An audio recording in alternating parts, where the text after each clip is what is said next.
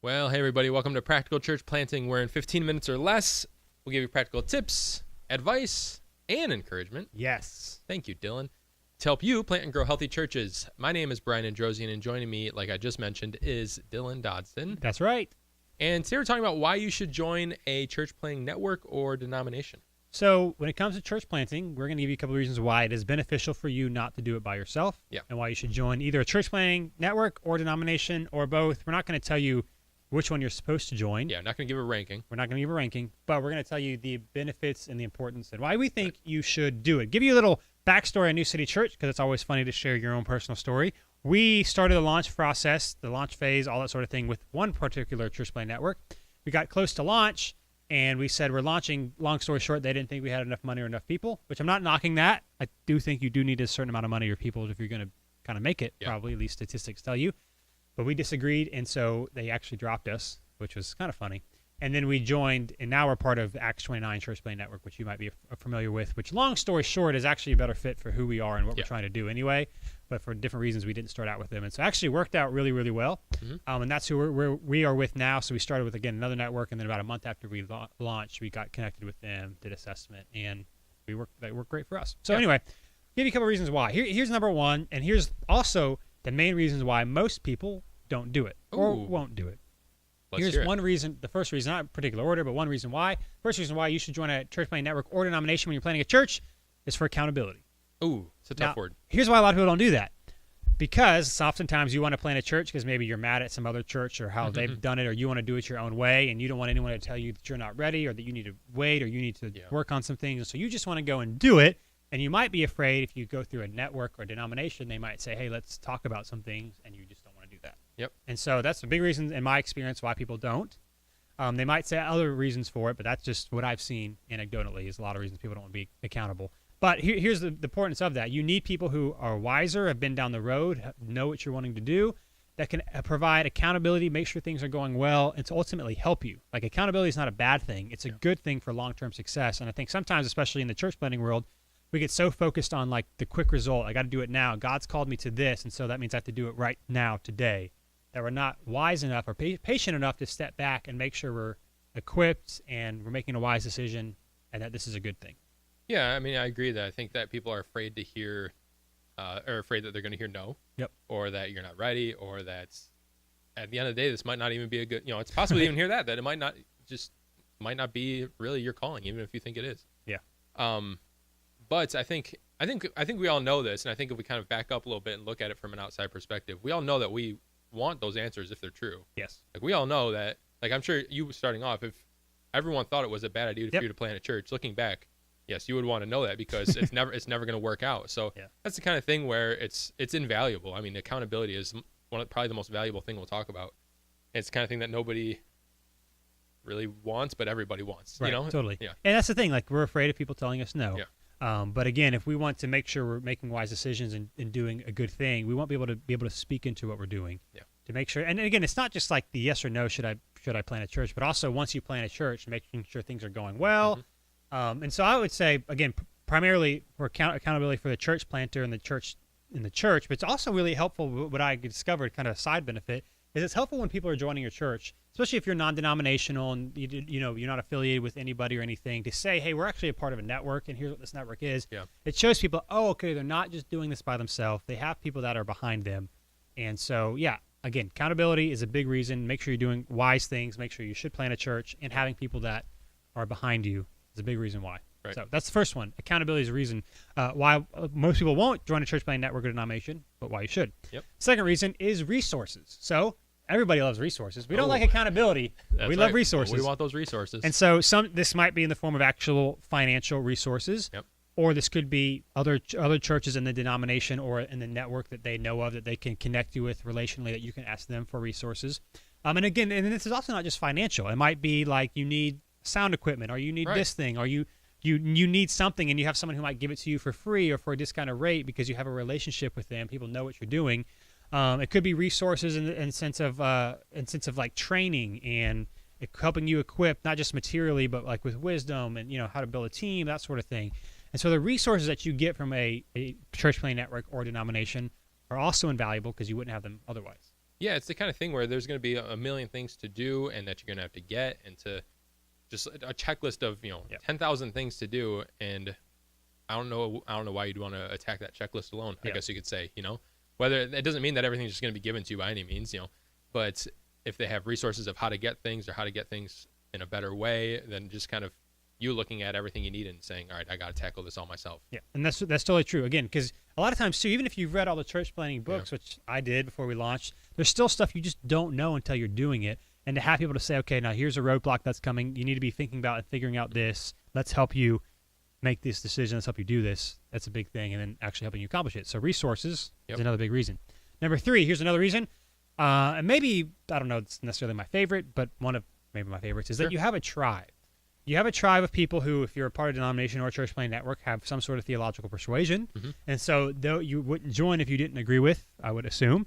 And so you already have a common ground. And here's, at the end of the day, like, we're totally team Jesus. Like, as long as we get the gospel, that is the most important thing. You can be a different network or denomination from me, and that does not mean I think you're lesser at any way, because I think we all probably think things that are inaccurate, right? And so again, I'm not talking about like denying the gospel and that sort of thing. But there's a lot of church planning networks and denominations that we are not a part of and won't be a part of, but I don't look down on them at all. Yeah, for sure. And so the nice thing about having a tribe is just having people and having relationships with people especially not just in the beginning, but in the long haul. Yeah. Maybe they have conferences or retreats or, pastoral gatherings. Like for us, for Acts 29, they have a couple conferences that we've been a part of. They have, in Raleigh, there's a local Raleigh gathering that we go to once a month. And so having a tribe, having friendships, having relationships with people that you already know you're on the same page with, it really helps. It really helps. Yeah. And like I've been a part of, and I think they're great, interdenominational and different theological things where everyone just comes together in the banner of Jesus and meets, and that's great. But it is hard sometimes. Like, let's say as a church planter, for example, you need someone to preach for you, but you don't have a team of preachers. Well, you want to make sure someone is going to teach what you want to teach. Right. Or maybe, how they do certain things, like you want it to be done a certain way, or you don't, and so if they're in your tribe, at least that part you agree with. Yeah. I think that's great. I mean, you need people that are in the same stage, or at least have been in the same stage that you're in. So the good thing about that is not only will you get the resources and everything like that, but you get to meet and spend time with people that are either doing what you're doing at the same time or have gone through it and can offer advice. And it's not even just a matter of to get advice and what you can gain from it, but just to have a community of people that are going through a similar life stage as you. Yeah. And I think is real important. Yeah, and it's so important too, because you need friends, and you need friends that aren't just people at your church, especially if you're in a leader position in some capacity, which you likely are if you're listening to this. Yeah. You can't always tell your friends about what's going on in the church because they're probably also part of the church, and it's just not healthy and it's not good. And so it's great to have people who understand what you're going through and that also don't go into your church, so you can talk about things. And again, when you're part of a particular church planning network or denomination or both, and you have kind of somewhat frequent gatherings with people, that's how you begin to build relationships, because you see the same people over and over again, which you wouldn't have if you were by yourself. Yeah. And so maybe you have a theological question or even a practical question. It has nothing to do with theology. If you have a tribe that you can go to and ask questions, it's better than just kind of like Googling and searching the internet, because some things you want to talk to someone about. Like you can't just Google it. You want to talk to people that have gone through it. And so if you have already a network of people that you can reach out to, it makes the journey way less stressful. Yeah, I mean, no issue you're ever going to deal with is unique to you, I guess you could say. Right. So it's super helpful to be able to have people that you can say, hey, I'm dealing with this, or we're dealing with this as a church.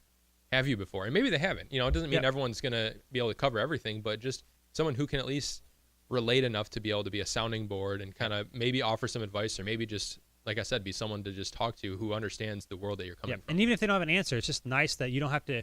They understand, like you're saying, they know where you're coming from, and just to listen. And I think there's a challenge, especially as a church planner, that you never want to, how do you put this? Never want to like speak negatively about the process to someone who may be coming to the church, right. Yeah. And not about people in the church. I just mean like hey, this is really tough, and being honest. So having someone that isn't your family, that isn't someone that you're piling on, but someone outside who you can just be honest and be like, man, I'm really having a tough time.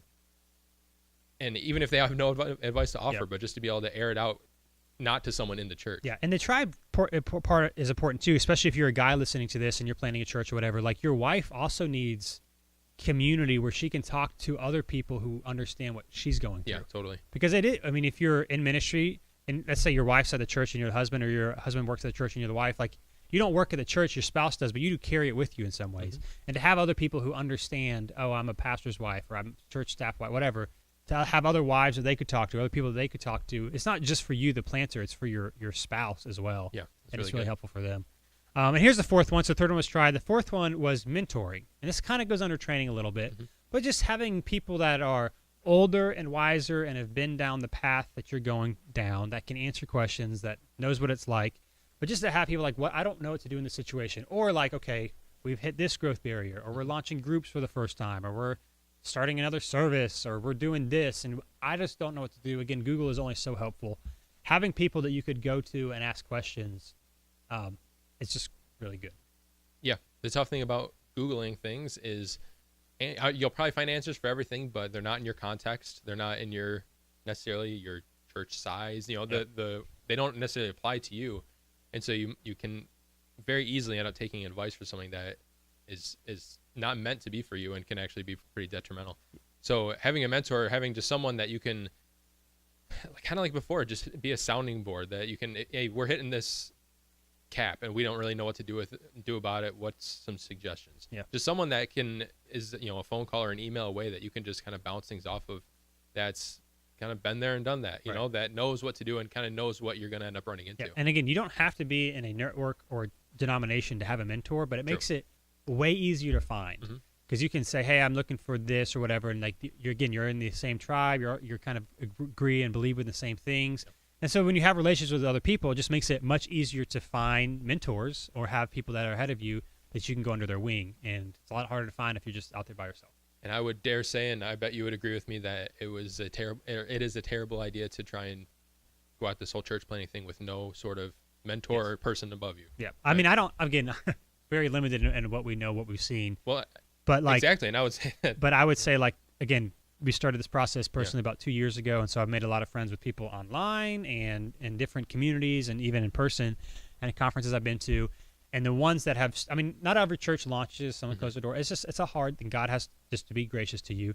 But the ones that close their doors and never quite launched, a big part of it, not the only reason, it was they weren't part of a network or denomination. They were by themselves. Now, you can be a part of a network or denomination and be by yourself and make it. But again, I know that happens all the time. But in my limited experience in the last few years getting to know people, I haven't seen someone, launch and be successful over a couple of years that was completely by themselves. Yeah, I believe it. And I think part of that, again, goes back to the first point, which is accountability. And we all think that we are an exception to the rule, and we're not. Yep. And so we need to submit ourselves under wise counsel, and that's what the Bible would call wisdom. I like that. So, hey, again, 4 reasons why you should join a church planning network or denomination: for accountability, for resources, for having a tribe, and for mentoring. And I'm sure there are other reasons as well. Oh, yes. And again, we're not trying to say one's better than the other, but find one, be submitting to their leadership, and in the long run, because it's not a sprint, right? It's a marathon, the cliche that everyone says, but it's true. Right. You can't do it by yourself. If you want to go fast, go alone. If you want to go far, go together. There you go. Okay. If you want to go fast, go alone. If you want to go far, go together. I'm so glad you've heard that before. So thanks for being with us today on Practical Church Planning. If you have any questions that you want us to answer in future episodes, go to practicalplanning.com/questions. And if you didn't know, we have a Facebook group. That's true, we do. On Facebook. We have a page that you can like. We also have a group that people are asking questions and helping each other out. So go search it, Practical Church Planning, join the group, and we'll have a great time together. That's right. Thanks for being with us. See you next time on Practical Church Planning. Thanks so much for watching this episode of Practical Church Planning. Whether you're watching on Facebook or YouTube or Practical Planning, wherever you are, whatever you're doing, make sure you like or subscribe or do whatever it's telling you to do or should do on that platform. And hey, if you are so tired of looking at our ugly faces, but you're not tired of listening to our beautiful voices, then you can find our podcast if you just search Practical Church Planning on iTunes or Google Play. Make sure not to just find it, not just to listen, but to subscribe. Make sure you subscribe. Brian, tell them to subscribe. Subscribe. See you next time.